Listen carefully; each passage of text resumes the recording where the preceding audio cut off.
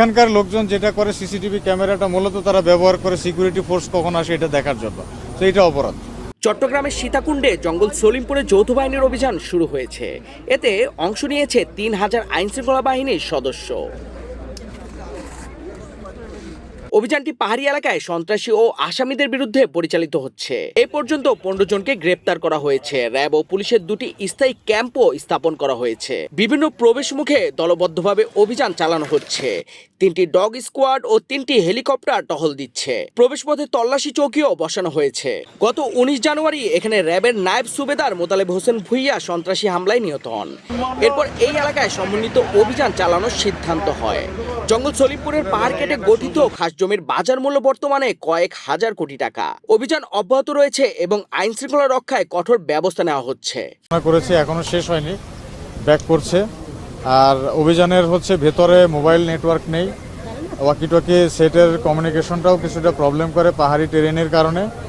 তা আমরা যেটা পেয়েছি ভেতরে যে সকল বাড়িঘর খালি দিয়েছি আমরা, অল্প কিছু মহিলা এবং যারা স্টুডেন্ট টাইপের ছেলেপেলে বা শিশুরা এরা আছে, আর বাকি সবাই পালিয়েছে।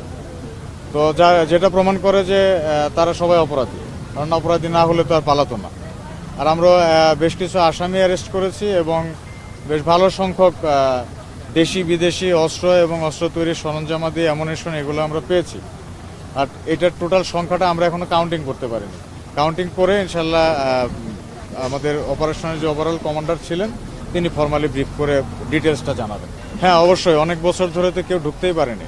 আমরা একটা এফোর্ট নিয়ে এসে এখানে ব্রেক থ্রো করেছি, ভিতরে গিয়েছি, পুরো এলাকা খালি হয়ে গিয়েছে, অপরাধী হয়েছি, অস্ত্র অ্যামুনিশন নিয়েছি। অবশ্যই এটা সফল অপারেশন। আচ্ছা, এটা আমাদের যৌথ বাহিনীর যে ওভারঅল যে কমান্ডার আছেন স্যারের নির্দেশনা অনুযায়ী পরিচালনা করা হবে। তো এই বিষয়টা আমার বলে দেওয়াটা ঠিক হবে না। এখন এখানে আমরা বলতে হয়েছে কি, এখানে মোবাইল নেটওয়ার্ক ছিল না, পুরো এলাকা জুড়ে অনেক ফোর্স ছিল। আসলে সবার স্টেটটা আমার কাছে নেই। আমার জানা মতে 10, 12, 15 এরকম একটা স্টেট আছে, এটা আরও বেশি হবে ইনশাল্লাহ। অ্যামুনিশন, অস্ত্র অ্যামুনিশনে বেশ ভালো পরিমাণ পেয়েছি, বাট টোটাল অ্যাকচুয়াল স্টেটটা আমি এখন দিতে পারছি না।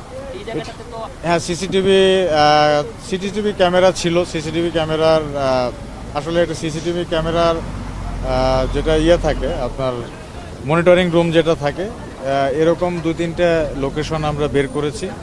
তো তারা সিসিটিভি ক্যামেরা লাগিয়েছে, মনিটরিং করেছে। বাট বিষয়টা সিসিটিভি ক্যামেরা ইউজ করাটা কোনো অপরাধ না। আর এই জিনিসটাকে খারাপ কাজে কেউ অবৈধ উদ্দেশ্যে যদি ব্যবহার করে সেটা অপরাধ। তো এইখানকার লোকজন যেটা করে সিসিটিভি ক্যামেরাটা মূলত তারা ব্যবহার করে সিকিউরিটি ফোর্স কখন আসে এটা দেখার জন্য, তো এটা অপরাধ। সিসিটিভি ক্যামেরা কোনো অপরাধ না। তো আমরা পেয়েছি, লোকেশনগুলো পেয়েছি। এখানে যারা সন্ত্রাসী আছে তাদের তো এখান থেকে বেরোতে হবে, আজীবন ভিতরে ঢুকে থাকতে পারবে না। এখান থেকে যে বেরোয় তাকেই কিন্তু আমরা অ্যারেস্ট করি। আপনারা জানেন আমাদের এই যে র্যাবের উপর হামলা করেছিল যে এর 10-11 জন আমরা আগেই অ্যারেস্ট করেছিলাম, আজকে আরও অনেক অ্যারেস্ট করেছি, বেশ কিছু আসামি।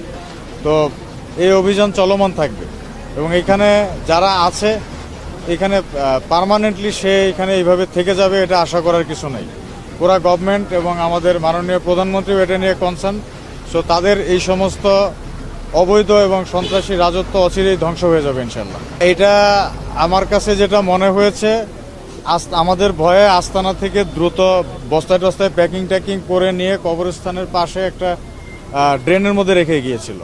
তো আমরা মূলত আমাদের ওই পাশে যে অপারেট করছিল আমাদের 2টা টিম, আর সাথে ডগ স্কোয়াড ছিল, এই টিমগুলা এটা উদ্ধার করেছে। আস্তানা বলতে তো আসলে এটা টিভি সিনেমার মতো এরকম আস্তানা থাকে না।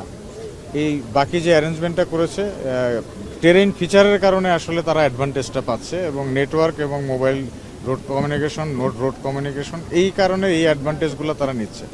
তো এই কমিউনিকেশনের এই অ্যাডমিনিস্ট্রেটিভ অ্যারেঞ্জমেন্টগুলো এটা যদি দ্রুত ডেভেলপ করে ফেলতে পারে তখন সবার যোগাযোগটা সহজ হয়ে যাবে, তখন এই সন্ত্রাসী কার্যক্রমটা সহজে করতে পারবে না।